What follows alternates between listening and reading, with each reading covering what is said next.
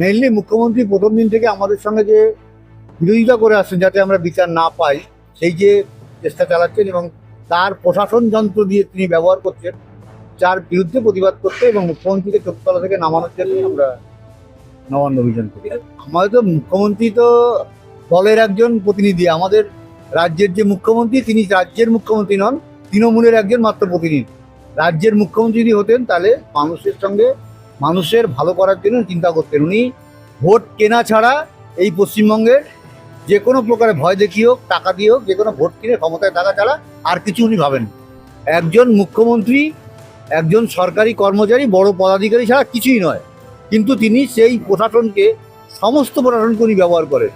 আজকে আমাদের যে গণতান্ত্রিক অধিকার সেটা হরণ করেছেন এবং আমরা যে নবান্ন অভিযান ডাক দিয়েছি তারই বিরুদ্ধে যেহেতু ডাক দিয়েছি, তিনি সেটা সহ্য না করতে পেরে বিভিন্ন আইপিএস, ওনার আইএএস অফিসারদের সঙ্গে 15-16 জন আইপিএস আইএএস অফিসারকে নিয়ে মিটিং করে যাতে এই নবান্ন অভিযান আমরা সফল করতে না পারি সেই চেষ্টা করছেন এবং বিভিন্ন রাস্তায় ব্যারিকেড করে সেটা বন্ধ করার চেষ্টা করছেন।